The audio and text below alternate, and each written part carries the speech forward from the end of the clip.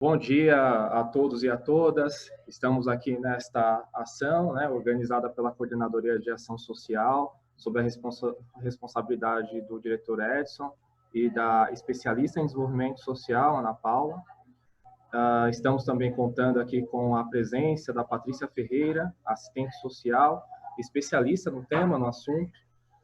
Nós estamos diante de uma situação em que o número de violência tem aumentado nos lares, e a assistência social ela tem aí um papel importante de intervenção para até diminuir esses índices, né? Então, essa fala vai ser muito bem construída.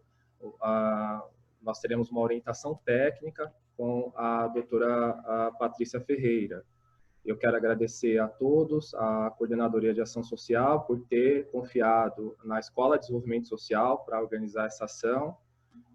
Agradeço também a toda a equipe de servidores da IDESP, que tem comigo trabalhado para que a escola possa ofertar novos espaços de interação, capacitação e formação para os servidores do SUAS e do desenvolvimento social como um todo. Então, eu agradeço imensamente. Desejo uma boa ação formativa para vocês e conte conosco. Obrigado, Edson. Então, obrigado, Davi, toda a equipe técnica da IDESP, a Escola de Desenvolvimento Social da nossa secretaria, né? Secretaria de Desenvolvimento Social. Então, é com muita satisfação que a Proteção Social Especial desta secretaria, ela inicia hoje, né, a série Dialogando através de videoconferência, contando aí com a participação de profissionais, técnicos, que trabalham nos serviços no âmbito municipal, nas organizações sociais do nosso estado aqui. Hoje a proposta é a gente tratar do tema da escuta especializada no contexto da pandemia do Covid-19, pandemia essa que a gente vem passando já mais de 2 meses, né, onde tem alterado toda a dinâmica do trabalho socioassistencial no âmbito dos municípios e também do Estado como um todo, e que tem exigido de todos nós, profissionais que atuam nas políticas públicas e até mesmo os colegas profissionais do sistema de justiça, as adequações necessárias para garantir, né, o atendimento de nossas crianças e adolescentes que venham a sofrer violência praticada, seja no âmbito intrafamiliar ou extrafamiliar, e a necessidade de que a gente, como técnico responsável por esse serviço, também estejamos, então, adequados a essa situação emergencial. Nós vamos tratar aqui hoje sobre a Lei 13.431, naquilo que corresponde à escuta especializada, né, no âmbito da assistência social.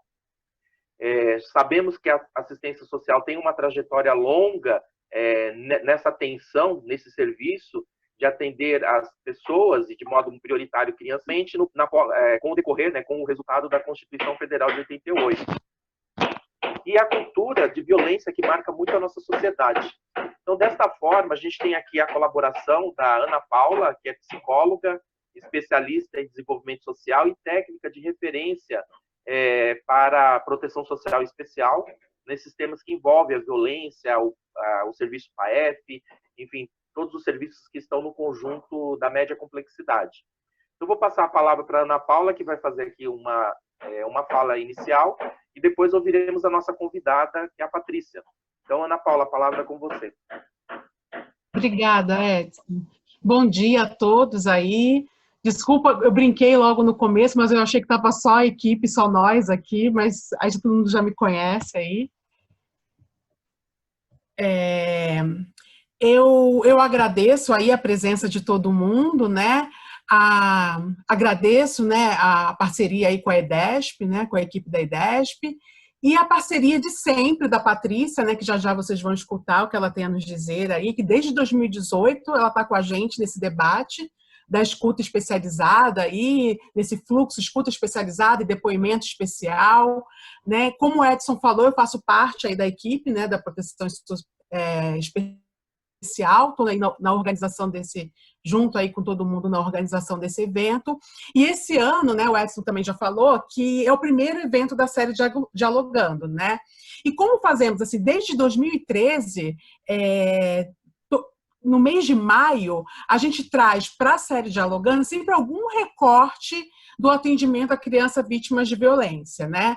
Como mais uma ação, né, dentro aí desse mês, né, que é o mês laranja, né, que como uma ação do Estado alusiva ao Dia Nacional do Combate à Violência, né, ao abuso e à exploração sexual de criança e adolescente, né? O que era um dia, o que era um 18, só para a gente dar o contexto, por que a gente está trazendo agora, nesse momento, a discussão da escuta especializada, né? Porque nesse contexto do 18 de maio, no contexto do Dia do Combate ao Abuso e à Exploração Sexual, né? O que era um dia, que era o 18 de maio, virou aí o mês laranja, e nesse percurso aí da série Dialogando, a gente já tratou do abuso intrafamiliar, da exploração sexual, da questão das mídias sociais, do atendimento do autor de violência sexual.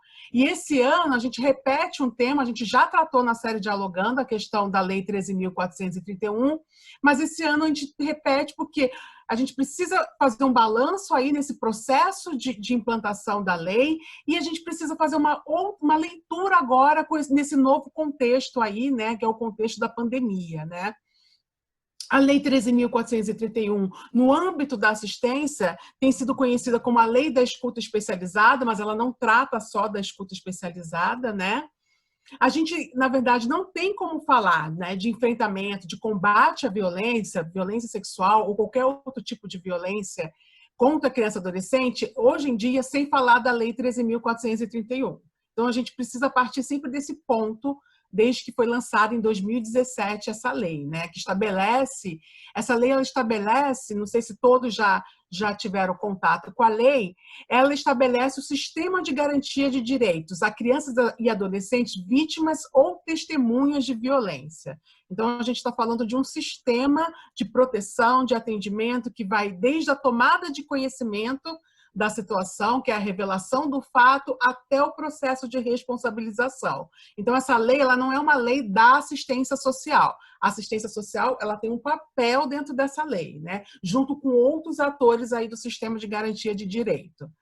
Essa lei ela foi regulamentada, aí só para a gente falar um pouquinho das normativas principais, para a gente não se estender nisso, porque eu acho que nessa altura do campeonato todo mundo conhece aí as normativas, né? Mas essa lei, ela de 13.431 de 2017, ela foi regulamentada pelo decreto da União 9.603 de 2018.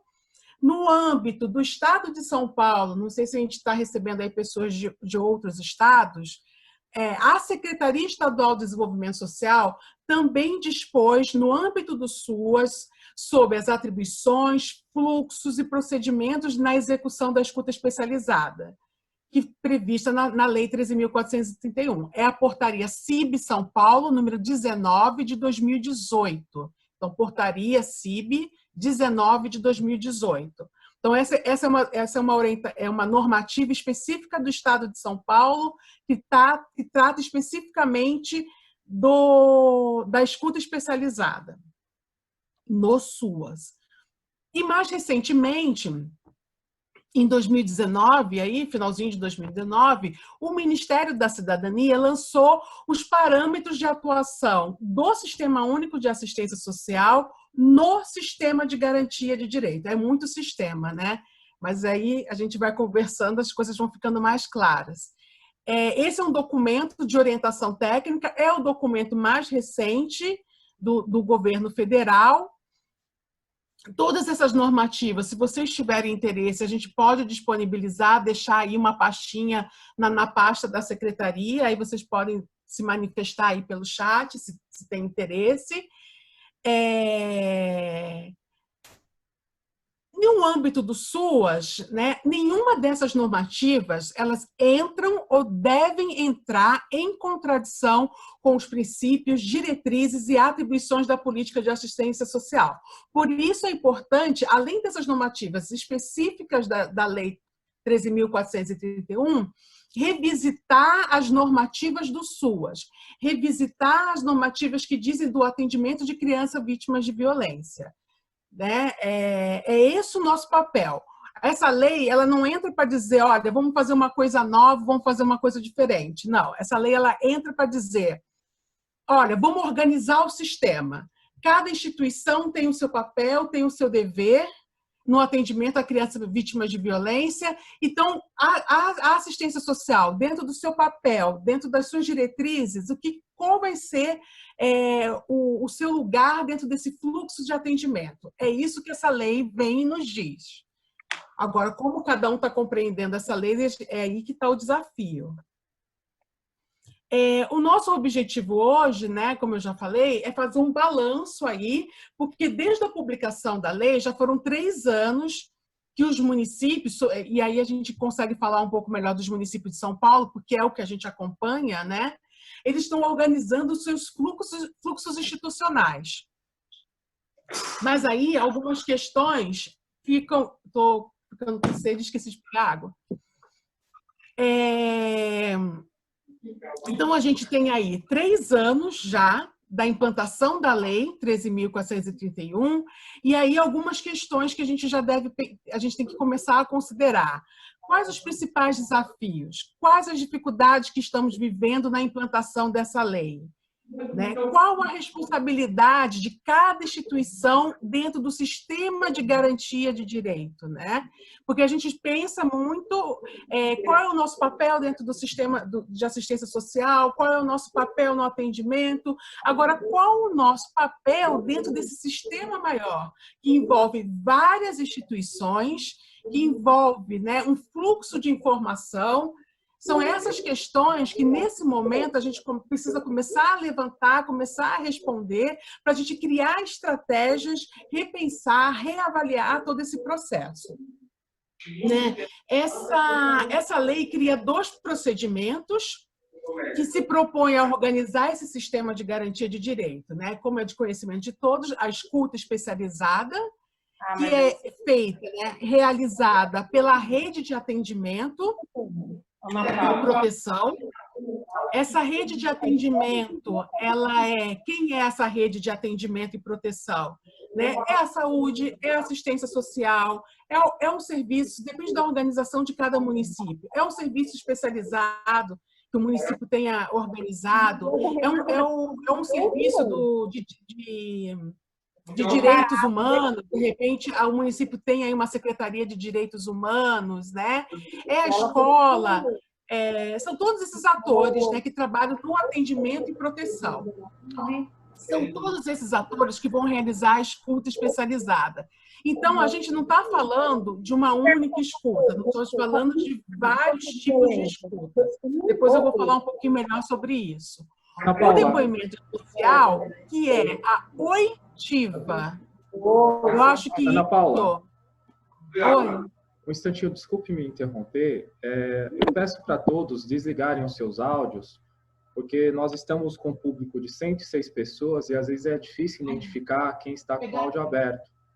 Tá?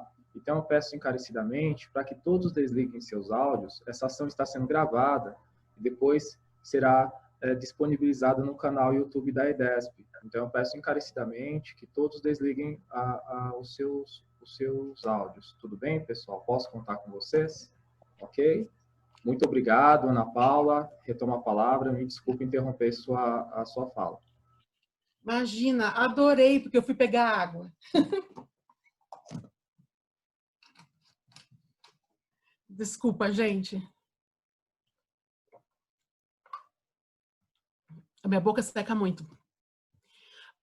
Então tá, então a gente falou aí quem são os atores da escuta especializadas, agora a gente estava falando o que é o depoimento especial, que na verdade é uma oitiva perante a autoridade policial, e aí a polícia civil no processo de investigação e o judiciário no processo de responsabilização. E qual o objetivo desses 2 procedimentos? Então, por que a gente está retomando essas questões que parece que já estão mais batidas, mas elas são importantes para a gente reavaliar?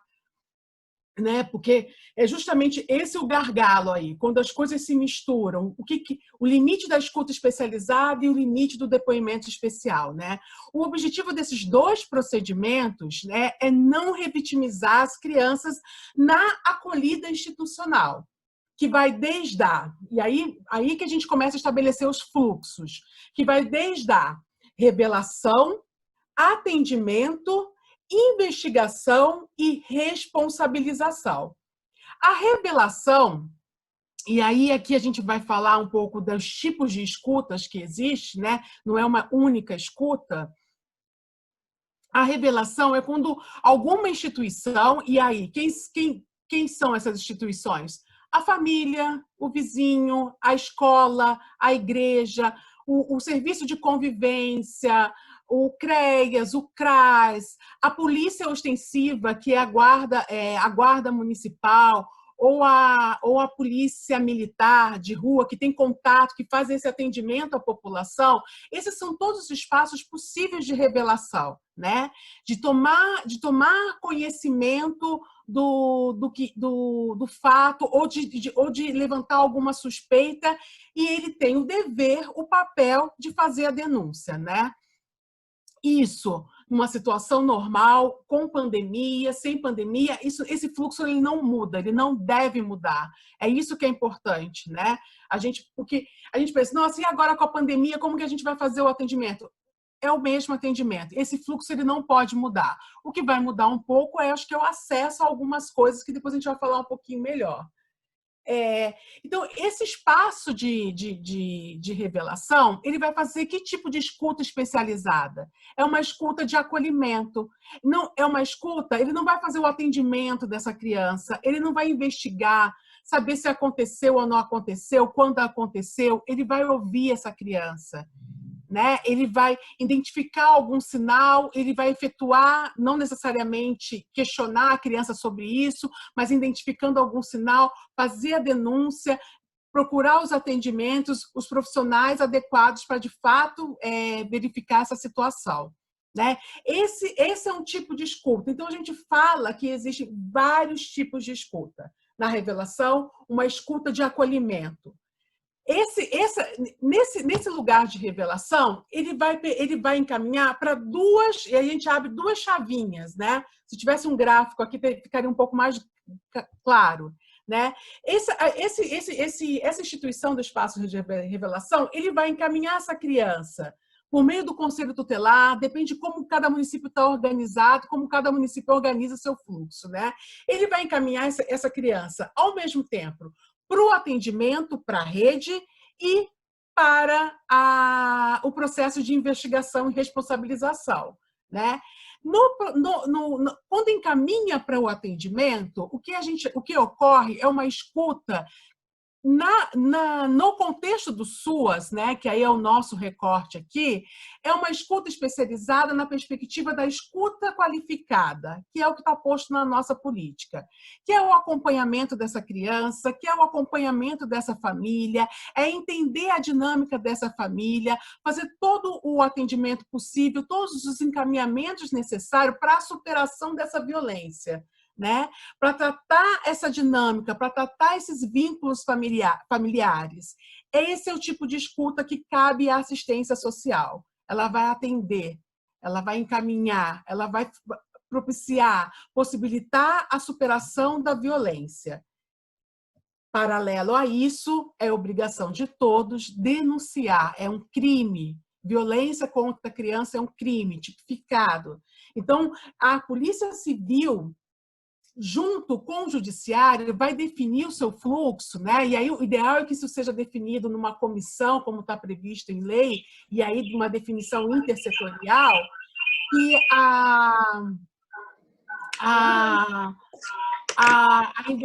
o barulho do microfone atrapalhou um pouquinho, gente. Desligar o microfone.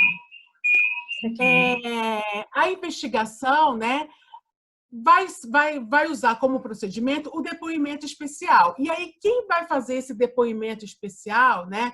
Se é na delegacia, se é no judiciário, eles vão estabelecer Porque se a delegacia tiver um ambiente preparado, tiver uma sala, um profissional capacitado para fazer o depoimento, a criança não precisa necessariamente fazer esse depoimento no judiciário, né? Mas aí existem alguns limites normativos dentro do judiciário que obriga a ter essa oitiva por causa do contraditório, né? Então, aí é uma questão que precisa ser analisada no âmbito do judiciário, né? Como que a gente vai, de fato, criar um fluxo que não revitimize essa criança no processo de responsabilização, que é o processo criminal, gente. A gente fala de dois processos. A gente tem o processo protetivo, que é de atendimento e das medidas protetivas, e temos o processo criminal, que é de investigação e de responsabilização. A gente precisa diferenciar esses momentos para saber até como que a gente estabelece o fluxo e que tipo de informação vai para um lugar ou vai para outro. E aí surge uma outra questão, né? A maneira como esses dois procedimentos estão sendo implantados efetivamente não revitimizam criança e adolescente, porque é o nosso objetivo, não revitimizar. Mas será que esses procedimentos e o fluxo entre eles não está revitimizando? É uma questão para a gente pensar e dialogar aqui, e a Patrícia contribuiu um pouco com esse debate.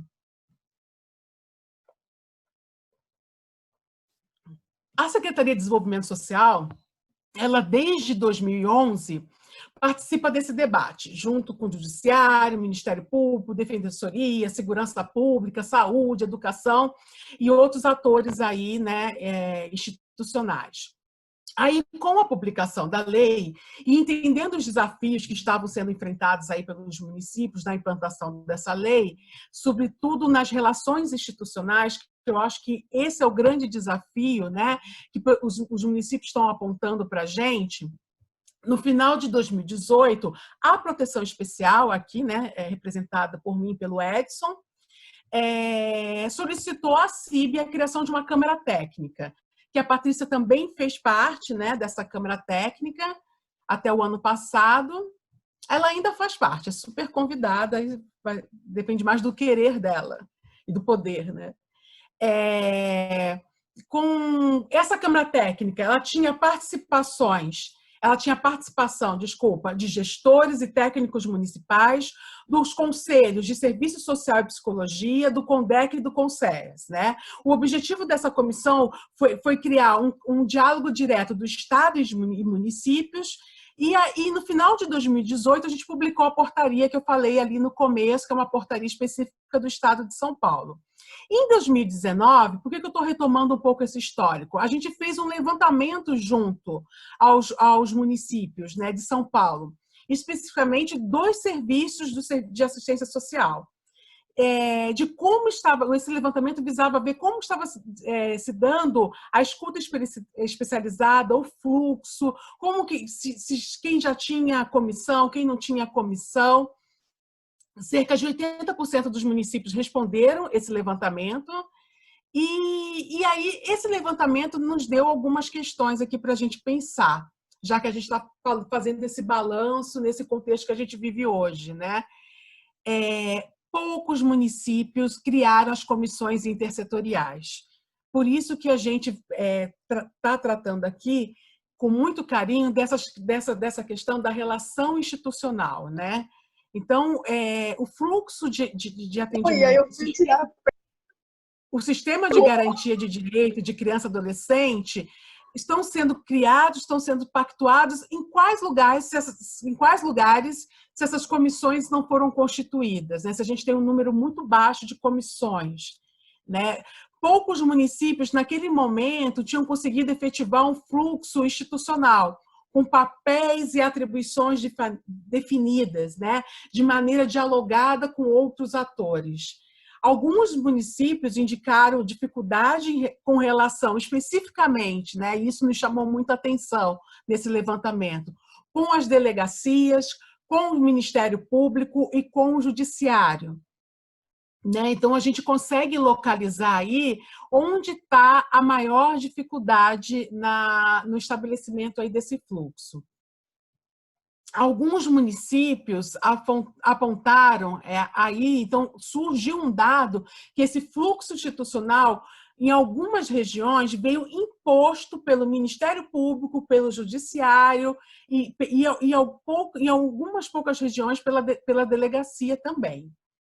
Né? Alguns CREAs e profissionais entendiam, naquele momento, que estavam realizando, na verdade, depoimento especial e não escuta especializada, nessa perspectiva da escuta qualificada que a gente falou aqui. Né? Por outro lado, assim, até para mostrar um pouco do levantamento, apareceram municípios que tinham, sim, suas comissões, que conseguiram publicar, né, os seus fluxos. Acho que não vem o caso de dizer aqui quais municípios, mas a gente pode compartilhar esses fluxos, né? E os municípios já nos autorizaram a compartilhar esse material.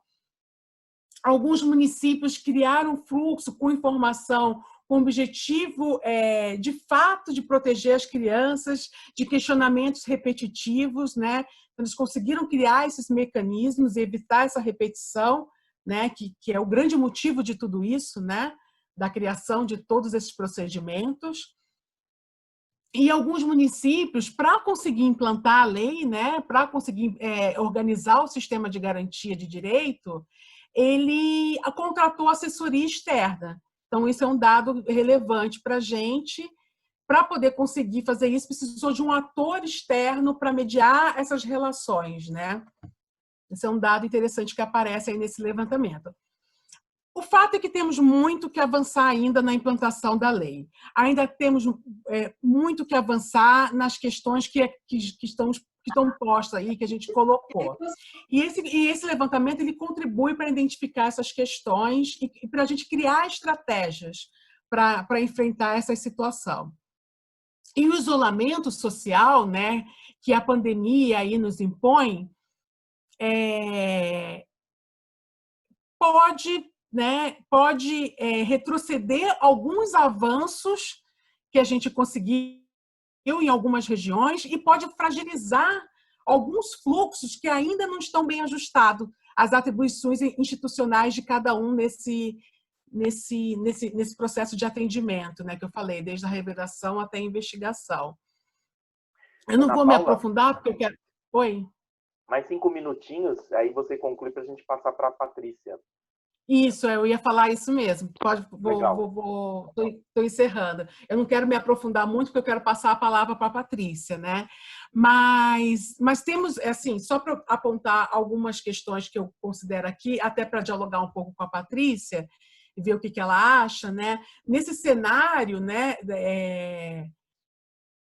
de atendimento com a pandemia, o isolamento ele pode aumentar o número de violência.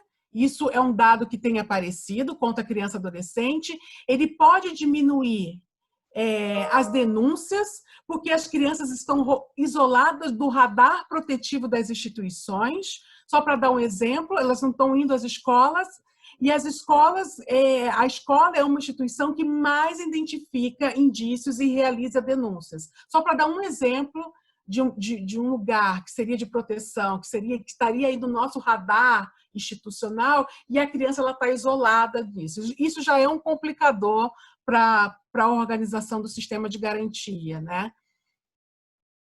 A redefinição das prioridades devido à pandemia, e aí as reuniões de rede, a organização dessas comissões acabam ficando prejudicadas. Isso é um outro fator que a pandemia traz aí de complicador, né?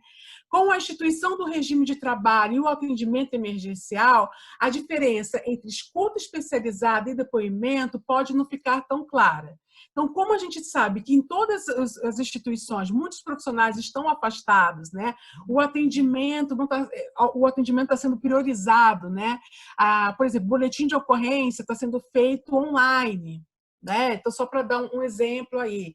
Então, aí a solicitação de informações a outros setores que não cabe à investigação, só dando o exemplo da segurança pública, na verdade, isso pode agravar nessa situação. A gente acaba recorrendo ao Conselho Tutelar, à assistência social, com solicitações de informações que não necessariamente cabe a essas instituições, né? Isso é um agravante que pode ocorrer aí com a pandemia, né? E, nesse sentido, é bom a gente sempre reforçar, e já para finalizar, que não é que a escuta especializada não é um procedimento único para toda a rede. Ela não deve ter um único. O que é único, na verdade, não é a escuta especializada. O tipo de escuta, ela não é única, né? Cada instituição vai fazer um tipo de escuta conforme seus objetivos profissionais, né? Conforme seus objetivos institucionais e profissionais. O que é único é o fluxo de informação. Com pandemia, sem pandemia, o fluxo de informação, desde a revelação ou suspeita até o atendimento, ele deve ser único, né? As informações voltadas para os objetivos institucionais que devem proporcionar um atendimento qualificado. E aí, o tipo de informação que o espaço de atendimento passa para o espaço de investigação e responsabilização tem que ser pensado com muito cuidado, né, para não fragilizar e não romper o vínculo necessário ao atendimento e não confundir o papel de cada um dentro do sistema, né? Eu acho que esse é o nosso principal desafio aí. E para finalizar mesmo, né? A Lei 13.431, ela é um avanço importante. Eu acho que a gente precisa perder um pouquinho do ranço que a gente tem em relação à lei, porque a maneira como o atendimento à criança e adolescente estava sendo feito, ela não estava atendendo, ela não estava respondendo. De fato, a gente vem violando, né, e efetuando uma violência institucional contra a criança e adolescente muito grande, né? Ao passo que essa criança repete 1000 vezes o depoimento, e aí fala na saúde, fala na assistência. O que a gente precisa é ajustar as relações institucionais. Esse é o nosso grande gargalo. Né? E esse é um grande gargalo que a pandemia pode trazer aí de retrocesso em determinados assuntos que a gente já avançou. Essa é a grande questão da Lei 13.431. Né? E aí, para não tomar mais tempo, eu agradeço e passo a palavra para a Patrícia.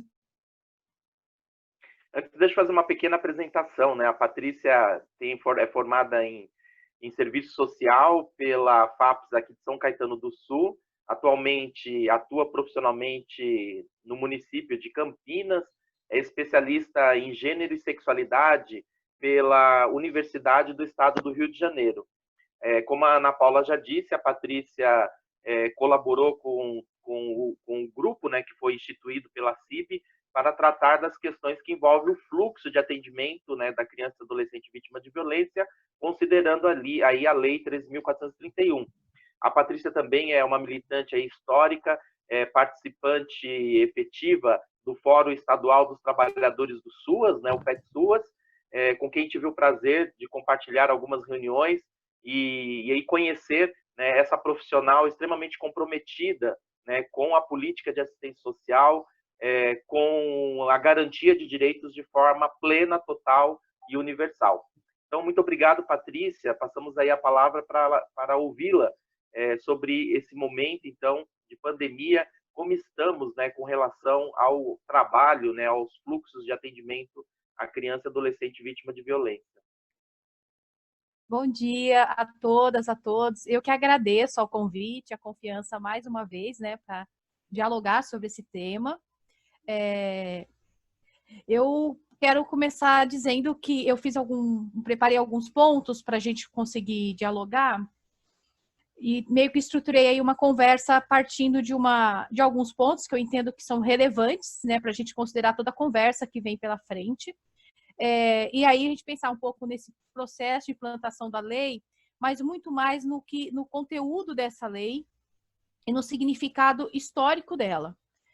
E também a gente poder relacionar tudo isso a esse momento de pandemia que está acontecendo, mas muito mais voltado para o trabalho profissional, né? Porque eu estou entendendo que aqui a gente está conversando com profissionais da rede, né? Da política de assistência social, e que acho que é importante a gente falar do trabalho profissional nesse que é entendido como um procedimento, né? Então, primeiro dizer que a gente poder pensar que as violências, a gente não consegue pensar, na verdade, as violências sem dizer que elas se dão dentro das relações sociais capitalistas. Isso tem um significado, porque essas relações sociais capitalistas, elas produzem facilitadores e reprodutores das violências a partir das expressões da questão social, a partir das vulnerabilidades sociais, dos riscos sociais existentes nessa sociabilidade. A outra coisa que é importante demarcar é que o país, nosso país, o Brasil, ele tem uma cultura, né? Ou muitas culturas. Entre elas, nós temos uma cultura que é adultocêntrica, autoritária, machista, patriarcal, misógina e racista. E aí, acho que demarcar, quando a gente fala do racismo, de que os dados vão dizer que quase 30% das denúncias não há identificação da cor da pele da criança. Isso é preocupante. Mas ainda assim, dos 70% que restam, que tem a identificação, quase 40% são crianças e adolescentes negras e negros, pardas também. Então, a gente tem aí um dado de que o racismo estruturalmente também está presente nas violências contra as crianças e adolescentes.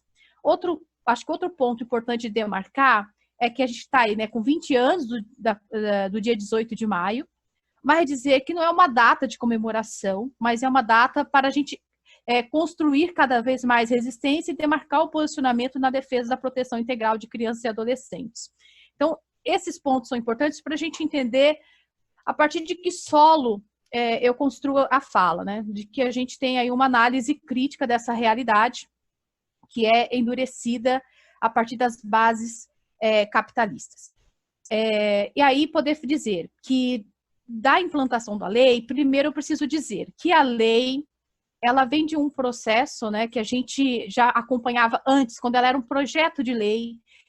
Em São Paulo, se construiu um grupo, né, de entidades que começou a discutir aquele projeto de lei, e aí outras entidades de nível nacional, de outros estados, se juntaram nessa discussão.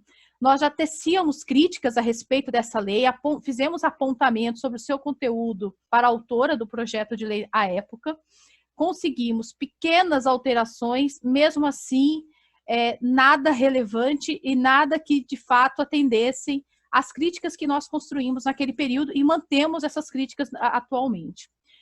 Nesse sentido, dizer que a gente participei, né, estou ainda, né, até que seja resolvida a questão da representação, mas participei da CIB, na Câmara Técnica, como representante do CRES São Paulo. E aí a gente participa desse espaço imbuído dessas críticas que a gente vem construindo a partir dos outros espaços também que a gente vem participando. Dizer que a gente tem um movimento a partir da lei, anterior à lei, na verdade, né? Acho que a gente precisa falar desse caminho histórico, de que a gente tinha uma discussão do depoimento sem dano.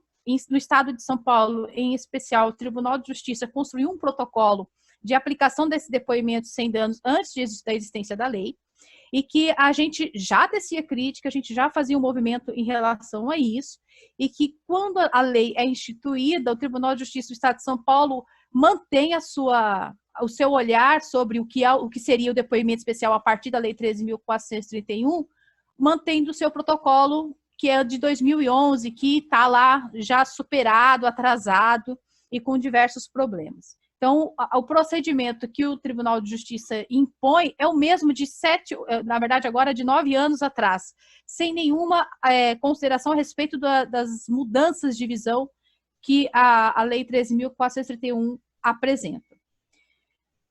A Lei 13.431 vai tratar a escuta especializada como um procedimento de entrevista limitada ao estritamente necessário para o cumprimento de sua finalidade. O decreto 9.603, que foi publicado 20 meses depois, então a gente tem o que seria a regulamentação da lei, só aparece 20 meses depois, ou seja, nós estamos com menos de 12 meses de uma regulamentação dessa lei, menos de 24 meses, na verdade, que em dezembro de 2018, a gente vai ter um pouquinho mais aí, 16 meses mais ou menos. Então, a gente tem poucos meses de regulamentação dessa lei e já temos diversos problemas. O decreto vai dizer que a escuta especializada tem por objetivo assegurar o acompanhamento da vítima ou da testemunha de violência para a superação das consequências da violação sofrida. Então, ela está dizendo que é para a superação da violação e não para averiguação, investigação, identificação da violação sofrida, mas para superação. É importante demarcar isso, porque, como a Ana Paula disse no início, nós temos depoimento especial e escuta especializado. Depoimento especial tem o objetivo, tem finalidade definida e tem seus atores definidos. A escuta especializada também. E elas são distintas, são complementares, mas são distintas. E uma não pode sobrepor a outra e uma não pode suprimir a importância da outra. E então, por isso que eu estou dizendo que ela é para a superação e não para a investigação da violência, da violação em si.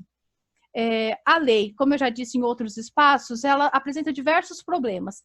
O primeiro problema que eu identifico é que ela vai dizer que ela está instituindo o sistema de garantia de direitos como se esse sistema não existisse anteriormente, como se não houvesse nenhuma normativa desse sistema anteriormente.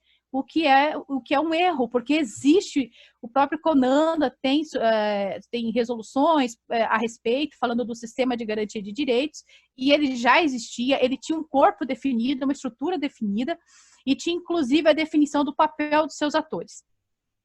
Que aí, nesse sentido, vai dizer que a rede, as políticas sociais públicas, a saúde, a assistência, a educação, elas têm um papel na promoção, na prevenção, na proteção da criança e do adolescente, no sentido da defesa da garantia dos direitos, e não da responsabilização da pessoa suspeita ou agressora, né, autora da violência.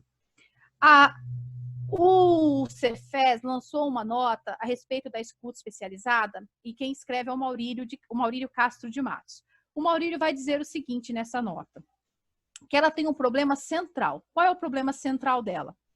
Ela resgata o Código de Menor, judicializando a atenção a crianças e adolescentes. Então, o que ele está dizendo com isso? Está dizendo que o ECA vem no sentido de avançar na democratização, no reconhecimento da criança e do adolescente como sujeito e também da melhor estruturação e garantia de autonomia dos serviços afins que atendem criança e adolescente. E o Código de Menor, ele tinha uma outra estrutura, né? Na estrutura do Código de Menor, os juízes, eles orquestravam uma rede de serviços muito parca, inclusive não tinha nem como ser uma rede, mas serviços que atendiam criança e adolescente naquela época. E o que a Lei 3.431 faz é retroceder a isso. E aí a gente não tem um alargamento institucional do poder judiciário, mas a gente tem uma extensão desse poder sobre os serviços das políticas públicas, que aí ele vai acionar a tal rede. Aí ele aciona a tal rede ao seu bel prazer, a partir dos objetivos institucionais do Poder Judiciário e não dos objetivos institucionais do SUAS, por exemplo. Então, ele interfere e aí ele configura, né, essa interferência se configura num ataque à autonomia institucional e à autonomia profissional dessa rede. E esse é um problema muito sério, principalmente quando a gente... quem trabalha na ponta sabe disso, né? Recebe as requisições dos juízes e elas vêm com uma notinha no final, né? Você tem um prazo de resposta e não responder, está aí sujeito a sanções. Então, de forma autoritária, autocrática, machista, racista também, nós somos requisitados e ainda ameaçados no cotidiano do nosso trabalho. E isso baseado nessa vivência anterior, que é do Código de Menor, e não na vivência que o ECA nos convoca a construir. Então, a gente tem aí novas leis, novos entendimentos, mas as instituições, por vezes, mantêm uma reprodução daquele processo anterior que já está superado nas normativas. Outra questão relacionada a isso aliás, dentro, né, da lei, a gente tem uma questão importante, que é a redução da responsabilidade do Conselho Tutelar na defesa dos direitos da criança e do adolescente. Fica reduzido ao papel de quem recebe denúncias, né, e não de quem tem capacidade de operacionalizar as medidas de proteção, de inclusive, ampliar aí a defesa dos direitos dessas crianças e adolescentes. Então, também tem uma redução disso. A gente também vai ter nessa lei um processo de sobreposição aí dos fluxos, né, das instituições, como a gente já vinha dizendo, que é a sobreposição da responsabilização em detrimento da garantia do atendimento e da defesa de direitos. Então, a gente tem uma busca incessante do Poder Judiciário em garantir a produção de provas para a responsabilização do autor da violência, sem considerar que tais serviços, a rede tem um objetivo institucional e precisa garantir esse funcionamento para que a qualidade do serviço ofertado à criança e adolescente tenha efetivação e tenha efetividade e não fique perdida no processo só da responsabilização. Ambos os fluxos da responsabilização e da garantia de atendimento são necessários, são importantes e são complementares. Eles não podem se sobrepor. E quando a gente tem juízes, promotores, delegados requisitando dos serviços, encaminham essa criança, essa família para realização da escuta especializada. Só que a requisição dessa escuta especializada, ela vem carregada do formato, do objetivo, da finalidade da denúncia especial. Ele está transformando a escuta especializada em um fluxo de responsabilização e retirando dele o que é principal, que é o seu caráter de garantia de atendimento. Então, a gente tem aí um problema muito, muito importante quando a gente fala dessa sobreposição dos fluxos. A outra questão é que a lei, ela também tenta impor aí uma definição de intersetorialidade, colocando aí assistência, saúde, Ministério Público, Tribunal de Justiça, Educação, Conselho Tutelar. Ela constrói aí quem são os serviços que vão atender e que vão estar aí operacionalizando o depoimento especial e a escuta especializada. Só que da forma como vem colocada, e como eu já pontuei, que ela resgata o Código de Menor, de certa forma, em certa medida, ela também põe que essa intersetorialidade, ela é hierarquizada. Ela hierarquiza essa intersetorialidade. Quando, na verdade, a intersetorialidade, ela tem por pressuposto que as relações sejam horizontais e democratizadas. Ou seja, a gente constrói conjuntamente. Então, vai construir um protocolo no município sobre o atendimento da escuta especializada, né, sobre a realização desse procedimento em atendimento a crianças e adolescentes. Como é que a gente vai construir isso? É o juiz que determina como vai ser o fluxo, ou os serviços envolvidos, as instituições envolvidas, né, que farão parte desse protocolo, vão sentar e construir isso de forma conjunta, inclusive pautando, defendendo, reivindicando os seus objetivos institucionais e os objetivos profissionais da equipe que compõe esses serviços. Então, a intersetorialidade precisa ser entendida como processo que é horizontal e democrático, e não imposto de forma autoritária e autocrática, porque entende que detém todo o saber, que é impossível nesse mundo, né? Pelo menos nessa sociabilidade, a gente não consegue alcançar aí uma compreensão, um acúmulo de conhecimento tão abrangente da totalidade de todas as profissões, da totalidade de todas as demandas, sem a gente poder, sem necessitar a construção coletiva dessas situações, né? Demarcar que a escuta especializada não tem por objetivo a produção de provas, não é esse o papel da escuta especializada. Isso significa que não é papel do assistente social, não é papel do psicólogo e nem de nenhum outro profissional da assistência social investigar a violência, a violação. O que isso significa? Isso significa que realizar a escuta especializada não é um procedimento em que eu vou perguntar para a criança, para o adolescente, quem é o autor da violência. Não é esse o objetivo. saber do autor da violência, saber de qual é a violência, para que a gente consiga desenvolver o nosso atendimento, construir o plano de atendimento à criança e adolescente, é importante? É importante. Mas não é essa informação que eu estou buscando para compartilhar nos meus registros com os outros serviços. Não é esse o meu papel. O papel da investigação são de outros serviços, que são serviços da responsabilização, que é da segurança pública, que é do Poder Judiciário, e não da rede de atendimento. Identificar e denunciar, como eu já disse a Ana Paula, é importante. Mas essas demandas, elas vêm para os serviços da assistência, em sua maioria, encaminhados pelo próprio Poder Judiciário, né? Então, é importante que a informação de que é uma criança que sofreu uma violação também venha no bojo da requisição, também esteja lá na requisição do que se trata essa demanda, para que o serviço possa dar o atendimento adequado dentro do estritamente necessário, daquilo que de fato interessa fazer a escuta especializada. E para quem interessa fazer a escuta especializada? Para promover acesso a bens e serviços, para promover a criança e adolescente o acesso à proteção e à prevenção de outras violências. É para que essa criança, esse adolescente, essa família possa acessar aí a superação dessa violação. E aí, quando a gente fala família, é importante lembrar, né, que os serviços da assistência, ela não é voltada para atender indivíduo, né? Então, não é no serviço da assistência que a gente vai identificar lá que tem um autor de violência e ponto. Esse autor de violência nunca será atendido, não. Esse autor de violência é atendido pelos serviços da assistência social e da saúde também. Então, é importante dizer que a gente atende a família e que o nosso objetivo é a superação da violência. Nosso objetivo é promover acesso a bens e serviços, né?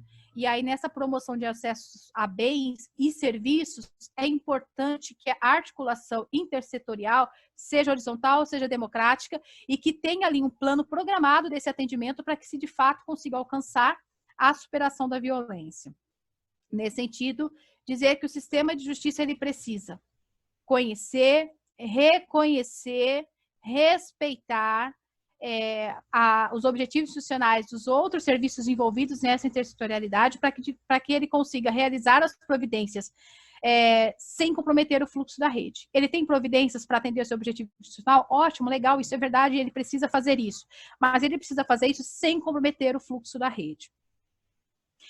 E aí, acho que para poder, estou preocupada com o tempo, dizer que o SUAS, ele precisa defender o seu objetivo institucional e ser protagonista na narrativa sobre a escuta especializada. Eu falo muito isso, sobre a narrativa da escuta especializada, porque o Poder Judiciário, e aí não é só o Tribunal, o Conselho Nacional de Justiça também, o Ministério também, e assim por diante, principalmente nesse momento conjuntural de extremo retrocesso de direitos, a gente tem aí um problema nas narrativas que se constrói a respeito das coisas. E o Poder Judiciário ele tem construído uma narrativa sobre a escuta especializada e tem tentado impor essa narrativa. Mas quem realiza a escuta especializada não é o Poder Judiciário, é a rede. E aí, em grande escala, o SUAS e a saúde, muito mais o SUAS, mas também a saúde. E aí é importante que os protagonistas sobre a narrativa da escuta especializada seja quem a operacionaliza. Quem é que executa no cotidiano a escuta especializada? É o SUAS, é a saúde, não é o Poder Judiciário. Então, quem tem que falar sobre ela e defini-la é o SUAS e é o SUS. Os profissionais também precisam se apropriar dos objetivos profissionais. É muito comum, infelizmente, que as cartilhas das políticas públicas, elas vão no cotidiano sobrepondo as normativas profissionais, a construção teórica das profissões, a literatura, né, científica das profissões, e isso é preocupante. É importantíssimo que os profissionais conheçam as cartilhas das profissões, né, lá os planos, o plano nacional, o plano municipal, as orientações técnicas, é super importante conhecê-las. Mas elas não são o seu objetivo profissional, elas fazem parte do objetivo institucional, elas estão dizendo de como essa política funciona, de como esse serviço deve funcionar. E é dentro dessa estrutura que o objetivo profissional precisa ser reconhecido, identificado e demarcado.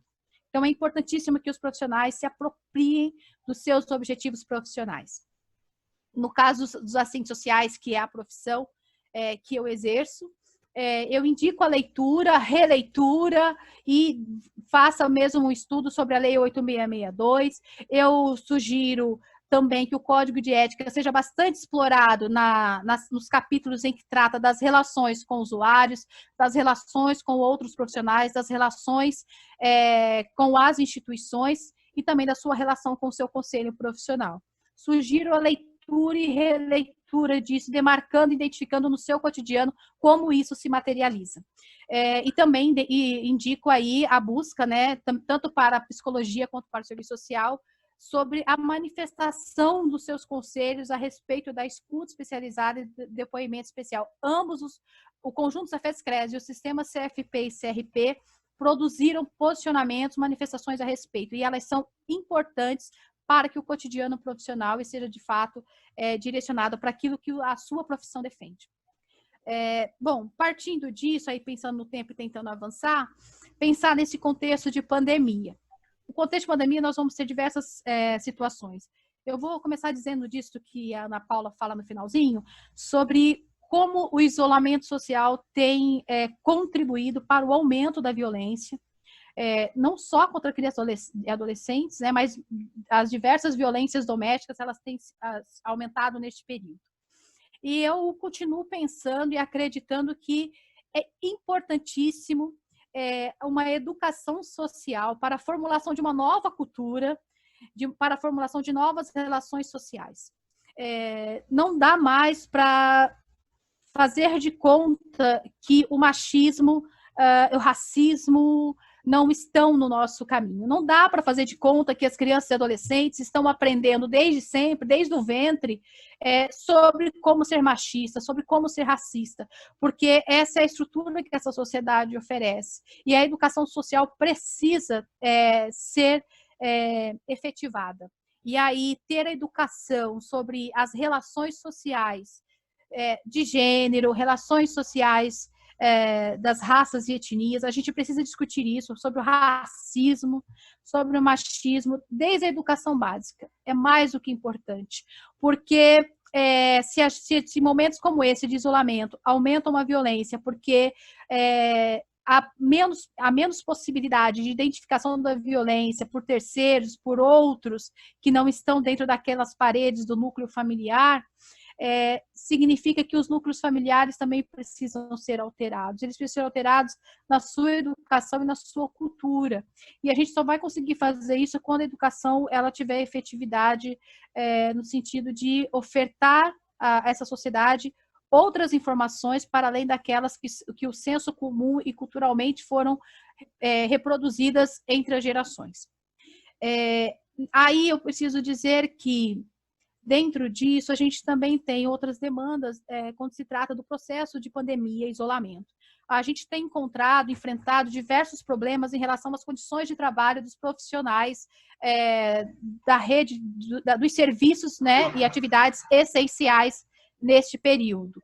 Então, a gente tem problemas com a distribuição do equipamento de proteção individual, a gente tem problema com profissionais que se enquadram no grupo de risco, estão na linha de frente trabalhando sem nenhuma consideração e análise institucional sobre o risco imposto a essas pessoas, e não é um risco qualquer, é o risco de morte, de adoecimento e possível morte.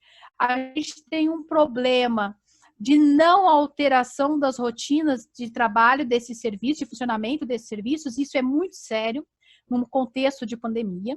E tudo isso tem uma relação com a proteção à saúde e à vida do trabalhador. Então, a gente está falando do trabalhador e também de quem acessa o serviço, porque se eu estou num espaço em que há um aumento da possibilidade de contaminação e outras pessoas acessam a esse serviço, essas outras pessoas podem tanto ser vetores para a contaminação, quanto serem contaminados nesse espaço.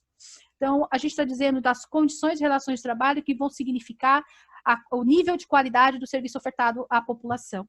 Então, a gente tem sérios problemas nesse significado. Então, é importante que os gestores, né, secretários, prefeitos, governadores estejam atentos a esses dados.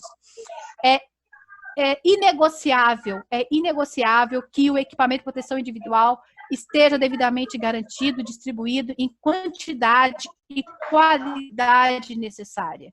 Mas não só isso, que a orientação do seu uso também esteja garantida de forma conjunta, porque a higienização dos espaços também é necessária. O cuidado com a colocação e a retirada da máscara é necessária. A lavagem das mãos rotineiramente é necessária. Então, como orientar os profissionais que não estão habituados ao uso desses equipamentos sobre isso? Perguntava recentemente para colegas da área da enfermagem sobre como é o ensino, né, na formação deles sobre o uso disso. Não tem muita atenção sobre isso. Então, a Anvisa tem que lançar um documento dizendo como usar os equipamentos de proteção individual no momento de pandemia. Então, a gente tem aí uma realidade que não é para poucos, né? Muitos profissionais não sabem utilizar o EPI, então é importante que os gestores se atentem a isso. E aí a parceria entre a saúde e a assistência faz muito sentido nesse momento. E também a parceria com a vigilância sanitária. Faz muito sentido e é necessário. A outra questão é o atendimento remoto. Assim, é só para falar da questão da rotina antes. Não dá para considerar a rotina de um serviço antes da pandemia e ser a mesma adotada durante a pandemia. Não dá. Não dá para aglomerar 6, 5 trabalhadores dentro de um espaço de serviço, como se dava antes no momento de pandemia. Então, precisa ter uma nova rotina, precisa ter uma nova formulação do funcionamento desse serviço de forma a garantir a proteção à saúde e à vida de quem operacionaliza esse serviço e de quem é atendido por ele, mas também o funcionamento e atendimento à população. Então, sem causar prejuízos à população e também sem arriscar a saúde e a vida dos trabalhadores, organizar uma rotina adequada para o momento de pandemia é essencial. Aí, partindo aí para o atendimento remoto. Tem sido muito comum, a gente tem conhecimento de profissionais da assistência que foram colocados em teletrabalho e, a partir daí, operacionalizam o atendimento remoto.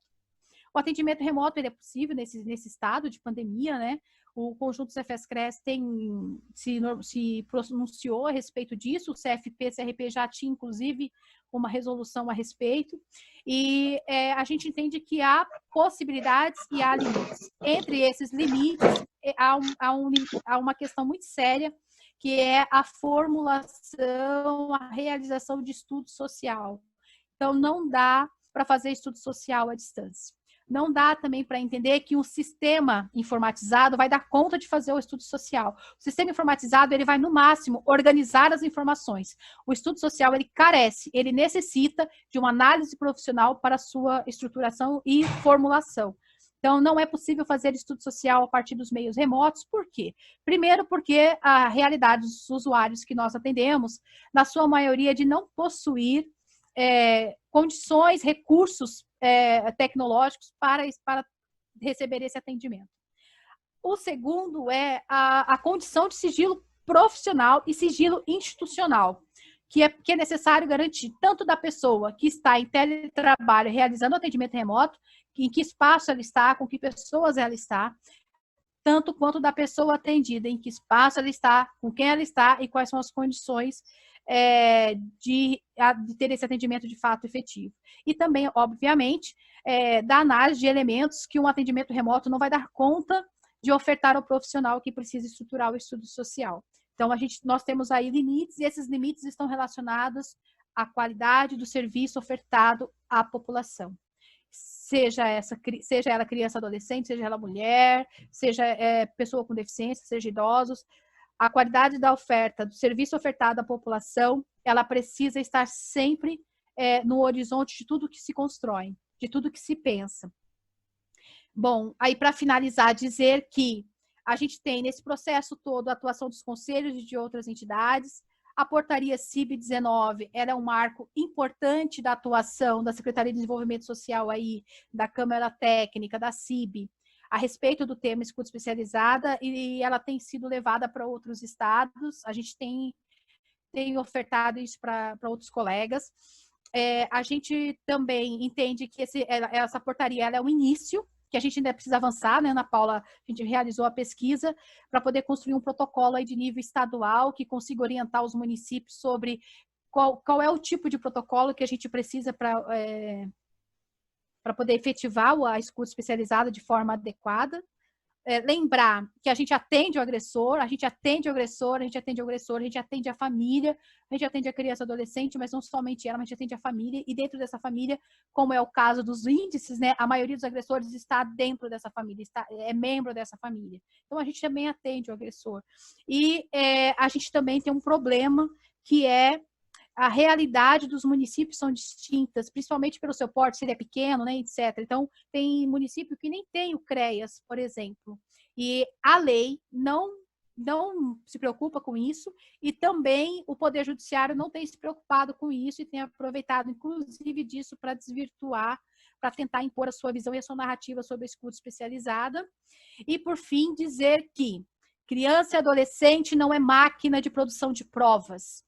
O Poder Judiciário, a segurança pública possui técnicas e procedimentos já suficientes para a produção de provas sem precisar utilizar a criança e adolescente para isso. É uma vergonha, é um absurdo que de forma adultocêntrica, machista, autoritária, o Poder Judiciário, a segurança pública imponha à criança e adolescente o processo de depoimento especial, colocando-a para poder fazer oitiva e dizer como foi a agressão, como foi a violência e quem é o autor da violência, inclusive com o autor da violência presente, porque o autor da violência tem direito de estar presente. Então, é um absurdo e a gente precisa avançar no entendimento do que é a responsabilização e os meios utilizados para a responsabilização do autor da violência e como é importante que a gente consiga garantir, resguardar, proteger o objetivo institucional da rede de atendimento à criança e adolescente para que, de fato, a proteção integral seja efetivada e não seja perdida entre tantos desmandos. É isso, gente. Desculpa aí o avanço, mas muito obrigada. Nós que agradecemos, Patrícia, pela contribuição aí com o seu conhecimento técnico, acadêmico, a reflexão que você desenvolve, né, com relação, no caso aqui tratada hoje, com relação à escuta especializada. Foi extremamente provocativa, né, extremamente contributiva para a reflexão que devemos realizar nas nossas equipes técnicas e junto também com aqueles que são gestores, né, responsáveis pela garantia e o funcionamento da política pública e dos serviços de forma a atender na sua totalidade, né, essas pessoas, de modo prioritário e particular, as crianças e adolescentes que são vítimas de violência. Nós temos algumas questões que foram colocadas aqui pelos participantes. Ana Paula, ela vai trazer para a gente algumas provocações. Diga aí, Ana Paula. Então, eu só queria falar essa questão, Patrícia, a criança ela tem direito à fala, né? Está lá na Convenção, né, dos Direitos da Criança, né? Ela não tem obrigação à fala, né? Eu acho que essa é uma questão principal aí que a gente precisa pensar, né? A gente colocar a criança como centro, como sujeito, né, de direito, centro, não é colocar ela como centro de provas, né, de produção de provas, né? Alguns equívocos aí, né? E essa questão que você colocou, né, do retrocesso aí ao Código de Menor, existe até uma normativa do Judiciário que resgatou como justificativa para alguns itens que foram colocados lá, uma normativa de 1964, né, nos considerando dessa orientação normativa do TJ, que colocava essa normativa, os serviços, né, tanto da saúde, como da assistência social, todas as outras políticas, como serviços auxiliares do judiciário.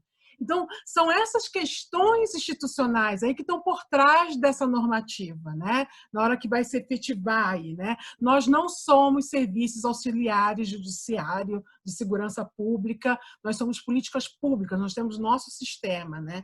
Só para resgatar essas questões que me chamaram a atenção aí na sua fala. A Raquel colocou aqui de onde eu tirei os dados, né, da questão da escola ser a instituição, né? Então, que mais denuncia, né? Que é um canal maior aí. São os dados de algumas pesquisas e do Disque 100, né? Existe aí, são esses dados que revelam que a educação é um importante espaço de revelação, né? Tanto que até existe um fluxo, um material que ainda não foi publicado, que foi feito entre a Secretaria de Educação com a delegacia para o fluxo de denúncias, né? Colocando aí o Conselho Tutelar como um ator importante para chegar à denúncia, mas aí mais na perspectiva da denúncia. Aqui sugiro, eu vou mais para as questões técnicas, depois eu vou responder vou colocar algumas questões para a gente. Aqui a Juliana ela coloca: gostaria que fosse abordada, Patrícia, aí para você, a convocação do profissional que faz a escuta para a audiência da vara criminal. Qual deve ser a conduta desse profissional? E aí tem uma outra pergunta que a gente pode colocar nesse mesmo pacote aqui, eu não sei se eu vou conseguir resgatar o nome da pessoa, que fala de cumprir, foi o Diego, eu acho, que fala do cumprir as determinações. O que a gente deve fazer para cumprir? A gente deve cumprir as determinações judiciais, então? Você pode responder esse pacotinho aí, essas duas questões, Patrícia? Vou começar falando só, ajudando a complementar o que você disse sobre o direito à fala da criança e adolescente, né? Infelizmente, a gente tem uma postura das instituições como um todo, de quando a pessoa vem, ela é perguntada, a pergunta é direta, né? É isso, é aquilo, e por vezes se perde nesse processo alguns procedimentos que são necessários anteriormente, que são os pactos. Para fazer um atendimento, eu preciso construir os pactos anteriormente com a pessoa que vai ser atendida, explicando o que é esse procedimento, explicando baseado em que ele está e qual é o objetivo dele, sem omitir nenhuma informação, porque ela precisa disso. A Constituição exige que isso seja feito dessa forma, que ela seja devidamente informada para que ela possa participar do procedimento. E nesse sentido, nessa realidade, nessa sociabilidade que a gente tem adultocêntrica, é muito incomum, infelizmente, de que as crianças sejam compreendidas como sujeito de direito em desenvolvimento peculiar, como previsto pelo ECA. É muito incomum. A gente já vai ditando, já vai determinando. E aí é importante, sim, que a gente, e por vezes, né, somos nós, assistentes sociais, psicólogos e profissionais que atendem essas crianças, que coloca a voz dessas crianças em escuta. Somos nós que damos a ela a credibilidade e necessidade de ser escutada. E aí isso significa que eu não preciso estar aí sugando essa criança em todas as informações que as instituições estão entendendo que precisam. Mas a primeira coisa que eu preciso dizer a ela é que ela tem o direito de não querer falar, de não querer dizer nada sobre aquilo. E aí, se ela disser, eu não quero dizer, isso precisa ser respeitado, porque ela é um sujeito de direito e ela tem direito de não querer falar sobre aquilo. Isso é importante. A outra questão é isso, né? Só de reforçar que quando o juiz entende que os serviços da rede são auxiliares, ele está dizendo, não me importa se vocês têm autonomia, se vocês têm objetivo institucional, não, o que importa é meu autoritarismo e eu vou pôr ele em andamento. E aí é extremamente importante que as instituições aí no âmbito da gestão sejam capazes, tenham condições aí, inclusive jurídicas, aporte jurídico, para poder responder a esse tribunal, a esse juiz. Falar sobre a convocação de profissionais para as audiências. A convocação do profissional para a audiência é para tentar, na minha opinião aí, né, das experiências vividas, é tentar retirar desse profissional para além do que está escrito nos documentos que ele produziu, tentando mais uma vez produzir provas, né? O funcionário público, o agente público ou o agente dos serviços que estão aí cofinanciados, eles têm o que a Constituição Federal vai chamar de fé pública. Então, se eu estou numa audiência, o que eu estou dizendo vai ser registrado como verdade absoluta, porque nós temos fé pública para isso. Por que eu estou dizendo isso? O serviço social, né, especificamente, a Ana Paula talvez possa resgatar a respeito da psicologia, Mas o serviço social, quando ele trata do sigilo profissional, ele vai dizer que o sigilo profissional ele é um dever, ele é um direito. Ele é um direito porque eu preciso das condições necessárias para que ele seja resguardado, eu preciso ter isso garantido. Mas ele é um dever profissional no sentido de que eu preciso cuidar, zelar sempre desse sigilo. Seja no momento quando eu falo sobre o atendimento realizado, seja no momento em que eu escrevo sobre esse atendimento, seja no momento em que eu produzo documentos a serem compartilhados. Isso significa que eu preciso ter uma análise profissional que esteja pautada nas normativas da minha profissão para poder participar dessas audiências. Eu não posso recusar a participação, mas eu posso cuidar e zelar do que eu digo nesse espaço. Preciso tomar o cuidado de não assumir o papel do agente de responsabilização e não o de quem está promovendo proteção, prevenção e garantia de acesso a bens e a serviços. Então, é importante que eu esteja imbuída do meu objetivo profissional e do objetivo institucional do espaço em que eu estou lotada e atuando, para poder, então, participar desse espaço de audiência de forma segura e sem causar prejuízos a terceiros e correr um risco de infração ética. Então, é importantíssimo que o profissional esteja imbuído aí das suas normativas profissionais e consciente dos seus objetivos profissionais e institucionais. A outra questão é cumprir determinações da justiça. A gente sempre pode, e aí, como a ameaça da sanção, a gente precisa cumprir as determinações. Agora, isso não significa que eu cumpra as determinações da forma como elas vêm. Porque o cumprir essa determinação precisa ter a minha análise profissional. Eu estou dentro de um CREAS. Qual é o objetivo do CREAS dentro do objetivo do SUAS? A partir dessa relação de objetivos institucionais, qual é o meu objetivo profissional?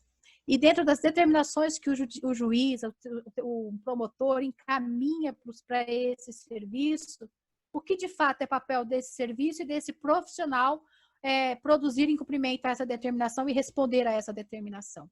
Vou dar um exemplo, né? Juízes têm pedido o relato completo indiscriminado do atendimento. No entendimento do juiz, a escuta especializada é uma extensão do depoimento especial. Então, a compreensão de que... Acho que está dando eco de algum microfone. A compreensão de que o assistente social, o psicólogo, outro profissional vai receber essa criança e vai fazer uma oitiva, para o juiz faz muito sentido. Mas esse não pode ser o sentido do atendimento do assistente social, do psicólogo, do profissional da assistência social. Muito pelo contrário. O atendimento ele tem que estar relacionado na busca da análise, né, ali, da compreensão da realidade social inserida, das demandas dessa família, dessa criança e adolescente, e do que é necessário, então, de construir de plano de atendimento para superar, aí com o objetivo de superar a violação sofrida e as consequências dessa violação. Então, o meu atendimento, ele não é uma oitiva. Então, o meu relato para o juiz pode ser, por exemplo, criança, família, atendida, inserida, encaminhada para tais serviços, o plano de atendimento pretende alcançar tal objetivo, com isso, atendemos a determinação do ofício tal. E aí, se tiver, que eles chamam de quesitos, né, as perguntas fechadas que o juiz manda, olha, responda essa determinação relacionando essa informação. Se aquelas informações são do bojo da responsabilização e não da garantia do atendimento, é dizer que este profissional, esse serviço não tem condições de responder a este determinado conteúdo, porque não faz parte do objetivo institucional e nem do objetivo profissional na garantia do atendimento à criança e adolescente. Então, isso significa que eu preciso fazer uma análise, inclusive, daquilo que eu vou me negar a responder. E aí, eu tenho dito isso em outros espaços. Antes de dizer o que eu não faço, eu preciso dizer o que eu faço. Então, antes de dizer para o juiz, juiz, eu não faço isso. Não, juiz, olha, nós realizamos esse atendimento, com esses objetivos. Agora, essa outra parte, senhor juiz, não faz parte do nosso objetivo institucional e profissional. Logo, não temos condições de responder. Então, é importante que a análise profissional esteja garantida em todo o processo, em todo o procedimento. principalmente quando eu estou atendendo requisições que, por vezes, não consideram o objetivo, não, por vezes não, na maioria das vezes, não consideram o objetivo institucional e profissional de quem está sendo requisitado. Falta do quê?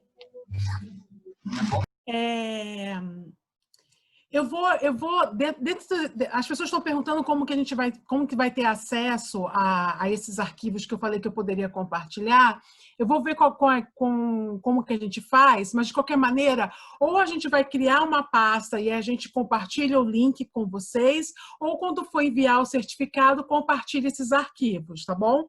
Então a gente vai ver direitinho como que faz e fiquem tranquilos que a gente vai compartilhar. E aí, já colocando uma questão, tem uma normativa que eu estou aqui quebrando a cabeça para lembrar, mas eu vou lembrar, vou resgatar e vou colocar nesse pacote, que fala que a equipe técnica, né, dos serviços, ela participa das audiências, né? Isso está posto em outras normativas que nem é do SUAS. Qual é o papel da equipe técnica nas audiências? Ela participa enquanto equipe técnica, falando do seu atendimento. Ela não é testemunha. Então, ela vai falar, olha, dentro do atendimento, essa família ela é protetiva, ela está sendo acompanhada, ela foi para aquele serviço, ela foi... É esse o papel da equipe técnica. Quando você é convocado para uma audiência, você tem que ir. Né? Tem que ir. Mas quando você vai, o que você deve falar? Você é equipe técnica, você não é testemunha. Não é o profissional que vai dizer se houve, se não houve. Você não vai relatar o que a criança disse, que você não tomou depoimento. E isso tem respaldo legal. Eu vou localizar essa lei, essa normativa, e vou dar o artigo para vocês. Aí aqui, a Ana Paula, que não sou eu, é de Oliveira, ela disse uma coisa que dialoga um pouco com o que a gente está conversando aqui, que ela identifica que existem muitos equívocos, né? Que é um pouco isso que a Patrícia falou, que a gente precisa se colocar, a gente precisa dizer para o outro quais são os nossos limites. E na realidade do município aqui da Ana Paula, eles conseguiram estabelecer um diálogo bem aberto com o judiciário. Então, muitas vezes, eles precisam se posicionar. Então, ela está dizendo, só precisamos nos posicionar. Aqui, lá no município dela, existe essa valorização e o reconhecimento, mas percebam que eles se posicionam. Se você não cria essa relação, você não consegue vencer esse desafio. Reforçando um pouco aí. Aí, passando para outro pacotinho aqui de questões, para a gente aproveitar o tempo,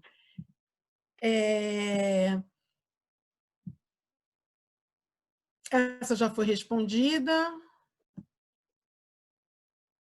Aqui, aí a questão já da relação com a rede de atendimento, né? A Cristina colocou aqui que no município dela, eles estão tendo dificuldade, Patrícia, com a saúde, porque eles têm se recusado o atendimento psicológico para crianças e adolescentes vítimas de violência, alegando que necessita do relatório da escuta para iniciar o atendimento. Né? Então, peraí, aí a gente está violando, mas eu não vou deixar para a Patrícia responder, porque eu já fiquei indignada aqui. E aí, pegando aqui para fazer um pacote aí de perguntas de rede, né?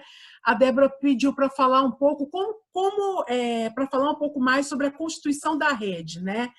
Que vai realizar a escuta. Então, pensando um pouco, Patrícia, falando um pouco desse fluxo da rede, da escuta especializada, saindo um pouco aí do sistema maior que envolve os outros atores, né? E aí eu vou colocar nesse pacote aqui para a gente aproveitar melhor, que quem deve articular o protocolo, desculpa, gente, é o Conselho Municipal? Quem é o ator que agita aí a rede? Aí eu fecho o pacotinho. Patrícia, pode falar.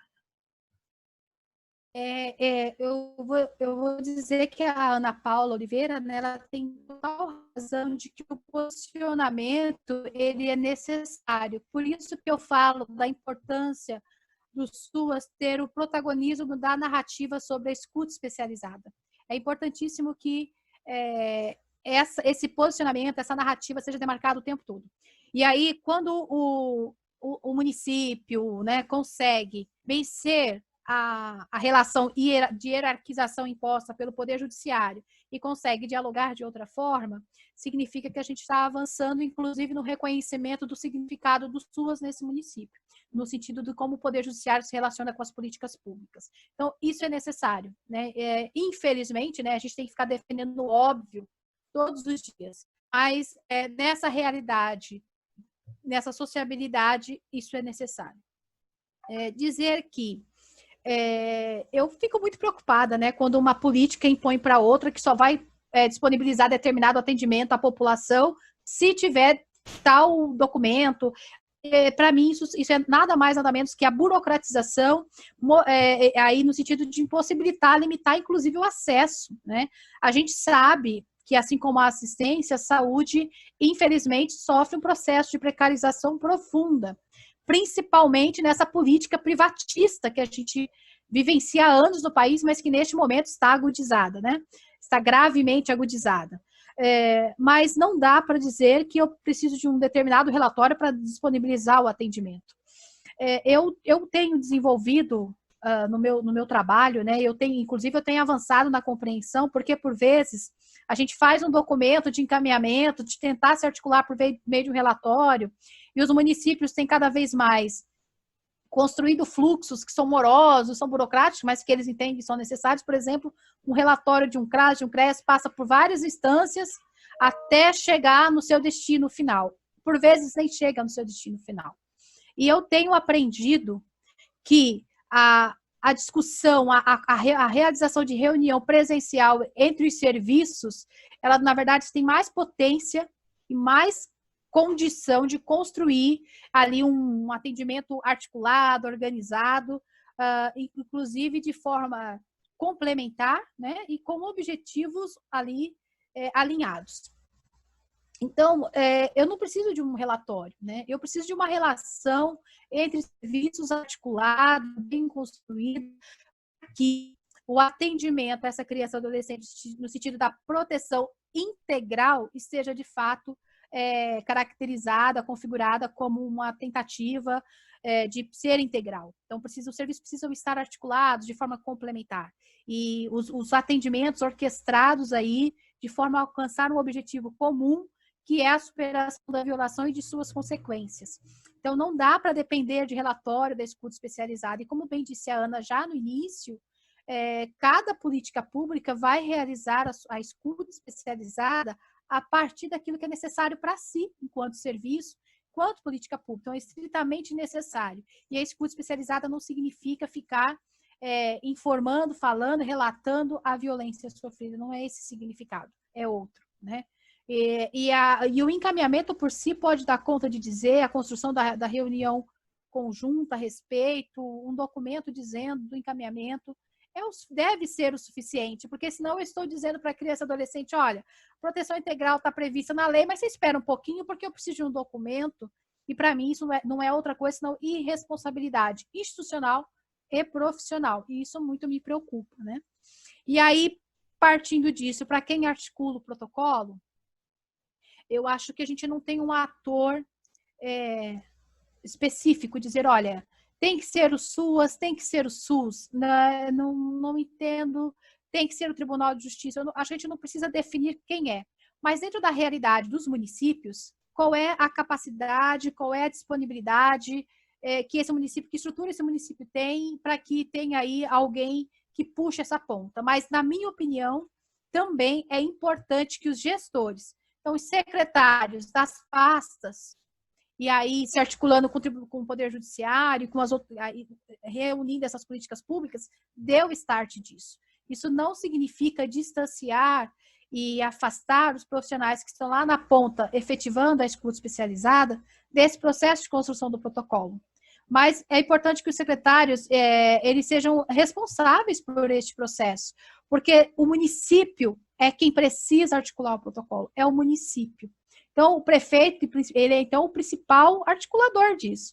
E aí, como ele tem os seus secretários, são os seus secretários que precisam dar conta disso do ponto do start. Mas que as equipes precisam ser envolvidas, assim como os outros órgãos que estão previstos na Lei 13.431. Acho que é isso, Ana. Nossa, certinho no nosso limite, aqui no nosso teto, 11, que é 11h30, né? Ficaram aqui algumas questões, mas eu espero que tenha sido contemplada da Linda, que é para deixar mais clara a escuta especializada do depoimento. Eu acho que se a gente não conseguiu dar conta nessa live, porque é muita informação mesmo, a gente pode, com certeza, criar outros momentos aqui, e aí a gente pode destrinchar algumas coisas, né? Porque a gente quis dar esse, né, Patrícia, esse panorama mais geral, né? Muita informação. Então, dá esse feedback para a gente, Linda, até para a gente poder pensar para outros encontros com relação a essa temática. E como eu falei aqui, as pessoas estão perguntando como que vai ter acesso à live. A gente, como vocês vão ser entregues aí os certificados, a gente vai dar os links, vai dar todo o caminho para vocês acessarem, porque esse encontro ele foi gravado, ele será disponibilizado no canal aí da escola, né? Do YouTube. Depois acho que a escola pode orientar um pouquinho como que vai acessar esse material. Mas fiquem tranquilos que a gente vai fazer a informação chegar, porque vocês fizeram o cadastro de vocês, a gente tem um e-mail de vocês, a gente vai compartilhar tudo isso com vocês. Da minha parte aqui, eu agradeço a participação, as perguntas de todo mundo, as contribuições. Reforço aqui que a Secretaria de Estado, né, e aí representando aqui a Câmara Técnica da CIB e a equipe da Proteção Especial, nós estamos disponíveis, nós estamos aí acessíveis. Quem precisar, mesmo nesse contexto, a gente faz reuniões online, a gente faz orientação técnica, acionem as DRATs, a gente tem um e-mail da Câmara Técnica, que é escutaespecializada4@gmail.com. Podem também usar esse canal para se comunicar conosco. E sempre copiando a DRADES, por favor, técnicos, porque elas precisam estar aí acompanhando as regiões, é o nosso braço aí nas regiões, senão a gente não dá conta, né? 645 municípios. E é isso, eu agradeço. Patrícia, você quer finalizar com alguma... para depois a gente passar a competição? Bem rapidinho, né? Só para dizer assim, o protocolo ele é municipal, não é do serviço. Só para dizer isso, acho que é importante, que não é o serviço, é do município. E aí a resolução que você tinha dito é da SNS, a Secretaria Nacional de Assistência Social. Ela vai falar da relação do SUAS com o sistema de justiça. E aí ela fala desse papel de não sermos testemunhas. Bom, para finalizar, agradecer mais uma vez pela oportunidade, pelo convite. Espero, de fato, ter conseguido contribuir nas reflexões.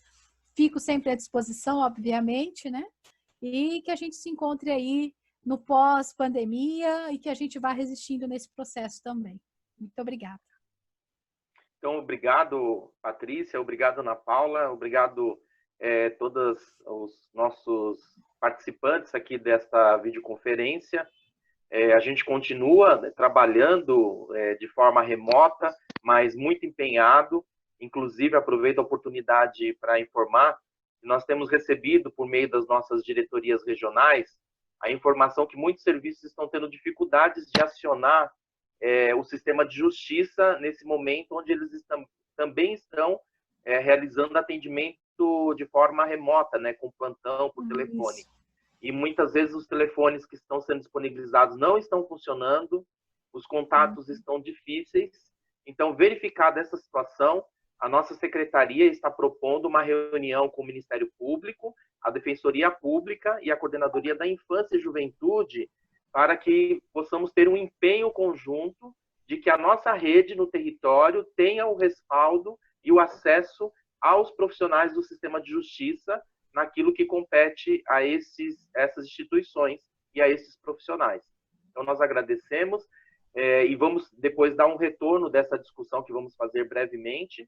E já de antemão, já convido a todas e a todos para a semana que vem nós vamos discutir com o técnico de referência de medida socioeducativa do Ministério da Cidadania sobre a medida socioeducativa também nesse contexto de pandemia, como fazer o acompanhamento, como estar garantindo a esse adolescente o atendimento das suas necessidades. Vocês vão receber o convite pela IDESP para a inscrição.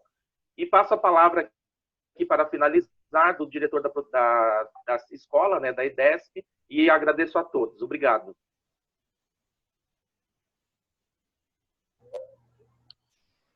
Bom, agradeço a todos pela participação. Nós tivemos aí um público de 116 pessoas. Depois, agora, teve uma redução, né? Acho que é porque nós estamos finalizando, estamos encerrando com 107 pessoas.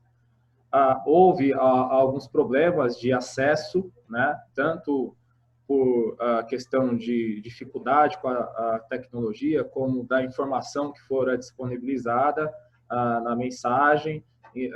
Então, a gente vai procurar aprimorar, melhorar as nossas ferramentas. Inclusive, eu já tive vários contatos aqui dos servidores profissionais da escola que estão empenhados em melhorar esse processo, justamente para que a gente venha ter um espaço bom, né? E chegarmos no excelente. Mas se nós conseguirmos chegar no espaço bom, eu acho que já atende, pelo menos no curtíssimo prazo, aquilo que nós temos como missão enquanto Secretaria de Estado. Agradeço ao Edson, a Coordenadoria de Ação Social, né? A Ana Paula, parabéns, Patrícia, e um bom final de dia, um bom início de tarde, perdão, para vocês aí.